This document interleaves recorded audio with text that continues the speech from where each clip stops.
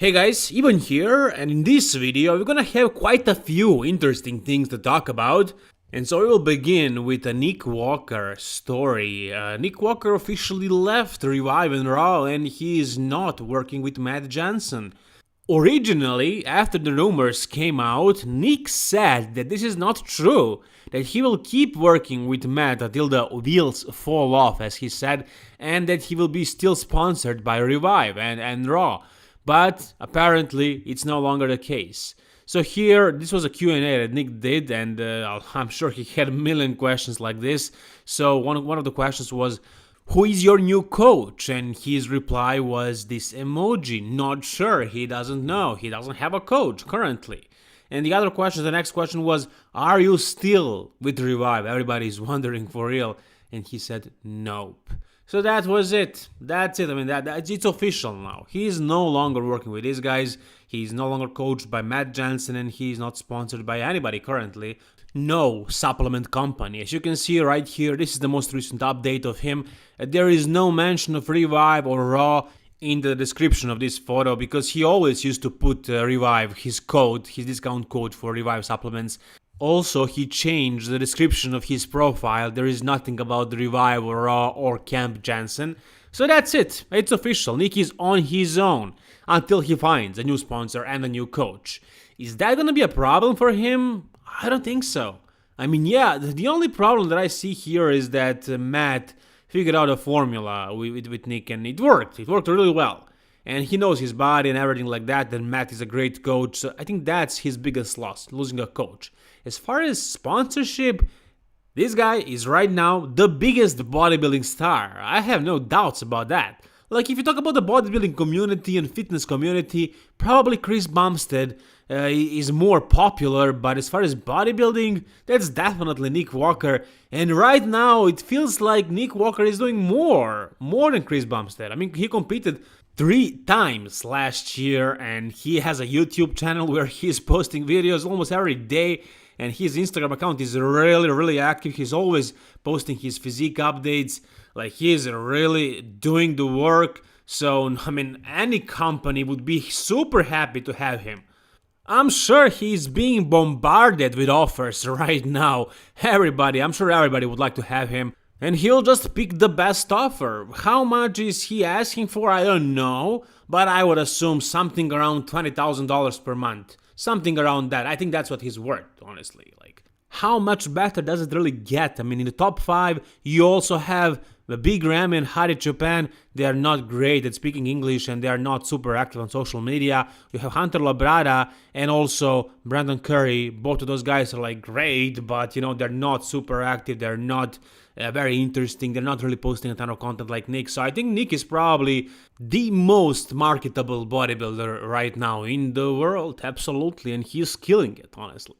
So I think as far as sponsorship, that's gonna be easy for him. As far as finding a new coach, that, I don't know. I mean, there are a lot of great coaches out there, and maybe things even work out better for Nick. I mean, maybe he clicks well with like Chris Aceto, Chad Nichols, Patrick Tour. I don't know. There is a lot of great coaches, and right now it does really seem like Matt Jansen is the best in the world. I would say that he is the best. But how do you quantify that? It's a lot about clicking with a coach, and it seemed like Nick Walker and Matt Jansen clicked really well, but who knows what's going to happen next. Maybe Nick is going to do it by himself. He knows the formula.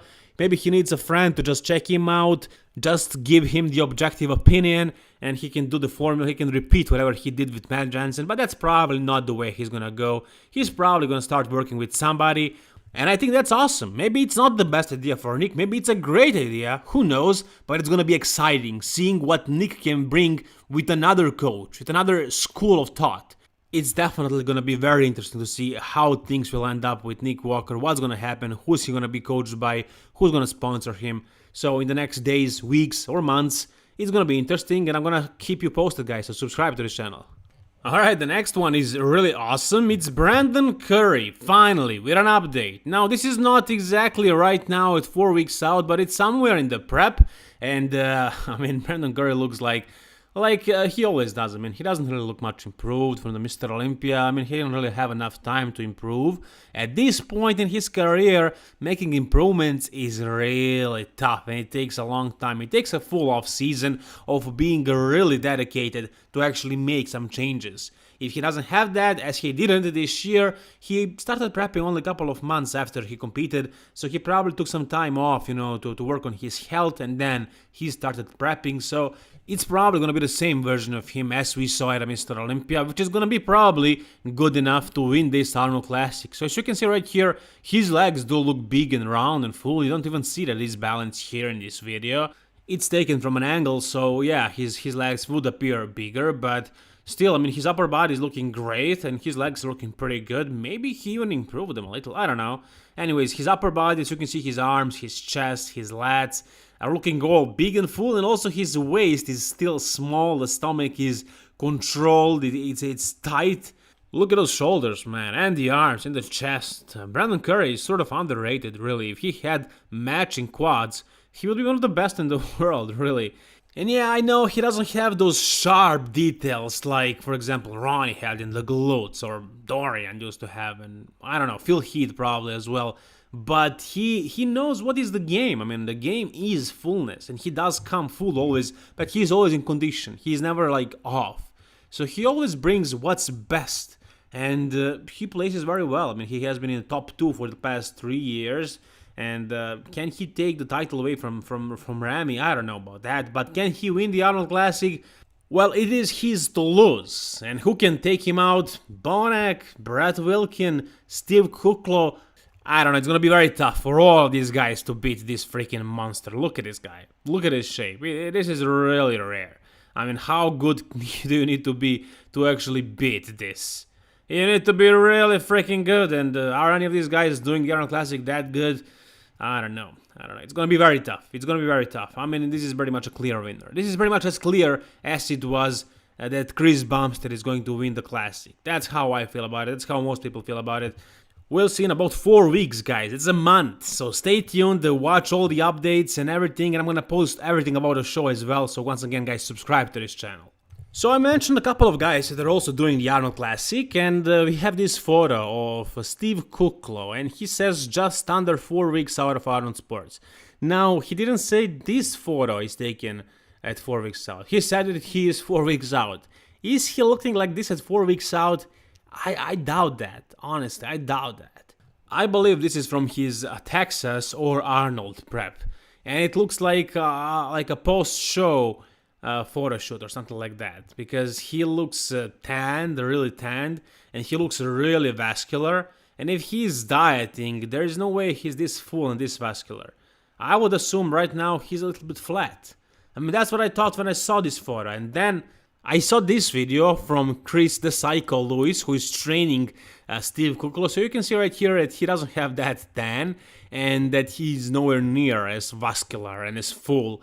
So, and also he said that he is aiming for a little bit smaller physique, like he's gonna weigh a little bit less, but he's gonna go with conditioning.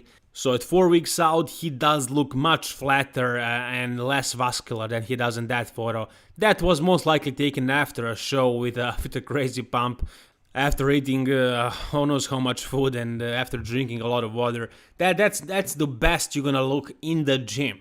This probably wouldn't be the best package for the stage. On the stage, it is preferable to be a little bit flatter on the flat side rather than being a little bit too full, because under all those lightings, it's conditioning that matters.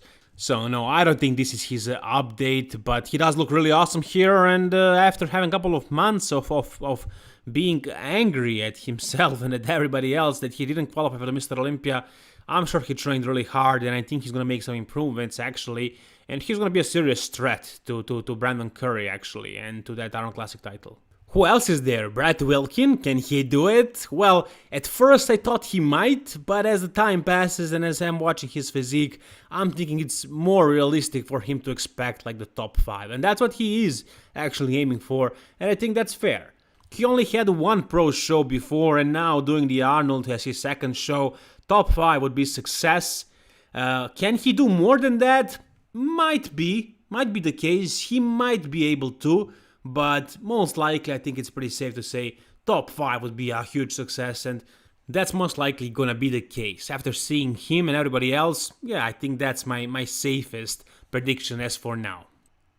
Wow, what about this guy, Phil Heath, who I believe is a brother-in-law to Brett Wilkin. And they are also close. Brett talked about talking to Phil Heath recently, and Phil gave him some advice for a 2-day show. Brett never has done a 2-day show such as Arnold. Anyways, this is Phil right now on his YouTube channel. Take a look at the freaking size of this guy. Is he retired? I know I'm repeating this very often, and I'm beating a dead horse, but I'm pretty sure that he's not retired. Every time I see him, he looks bigger and better. This is him right now. You can take a look at this video. It's on his YouTube. He works out in this tank top, and you can see a lot of his physique. Look at this guy. Look at how big he is right now. Is this really TRT and peptides? I don't know. I'm guessing it's a little bit more than TRT and maybe some AGH, because he does look just as good as he looked in 2020 when he was prepping for his Mr. Olympia, where he actually looked great aside from the bubble gut that you cannot see here, so you don't know how much is that fixed. But as far as muscularity and the size of Phil Heath, he is back. He has everything that he needs to have as far as size. He's really big, really round. He looks really juicy. He looks like he's on a heavy cycle, honestly. I might be wrong, but if I am wrong, if what he's saying is true, if he's really just on TRT and some peptides, how good will he be when he starts blasting? Once he starts training hard and eating clean, stuff like that, So once he starts doing that, if he decides to prep, that's gonna be like an insane package. Maybe that insane that the judges will actually ignore his gut issue. I don't know, but he does look amazing right now in this video. So guys, you tell me what you think in the comment section down below. But if you enjoyed this video, please give it a thumb up and, subscribe for more stuff like this. Thank you so much guys for watching. All the best and bye-bye.